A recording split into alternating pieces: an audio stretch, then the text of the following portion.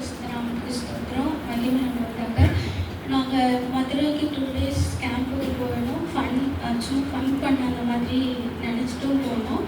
அப்புறம் ப்ரேயர்லேயும் இருக்கணும், ஆனால் கொஞ்சம் ஃபன் பண்ணணும் அப்படின்னு சொல்லிட்டு போனோம். ஆனால் அங்கே போயிட்டு அவங்களோட மெசேஜ், அவங்களோட வார்ஷிப்லேயே நாங்கள் கொஞ்சம் உருக்கிட்டோம். அந்த வார்ஷிப் ரொம்ப நல்லா இருந்தது, யூஸ்ஃபுல்லாகவும் இருந்தது. அதே மாதிரி வார்த்தை மெசேஜ் ரொம்ப எங்களுக்கு பிடிச்சிருந்தது.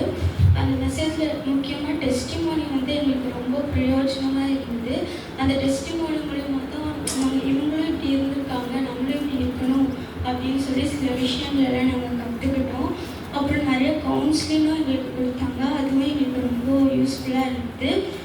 அப்புறம் நாங்கள் நிறையா அபிஷேகமும் பெற்றோம். அதே மாதிரி கடைசி நாள் நான் நிறையா அன்னிக பாஷை அன்றைக்கி தான் ஃபர்ஸ்ட் டைம் நான் பெற்றிருக்கேன். அந்த வார்த்தை ஃபர்ஸ்ட் டைம் அன்றைக்கி தான் இது நாள் வரை நான் கேட்டிருக்கேன், ஆனால் எனக்கு கிடைச்சது கிடையாது.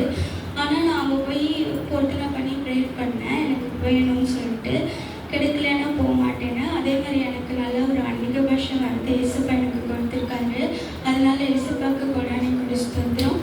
அதே மாதிரி இது வரைக்கும் நல்லா சூப்பராக போச்சு, எனக்கு ரொம்ப யூஸ்ஃபுல்லாக இருந்தது. அதுவும் இன்றைக்கி தான் ஃபர்ஸ்ட் டைம் நான் யூத் மீட்டிங்க்குன்னு சொல்லி ஃபர்ஸ்ட் டைம் இந்த தடவை தான் நான் போயிருக்கேன். இயேசுப்பாவுக்கு நன்றி. தேங்க்யூ.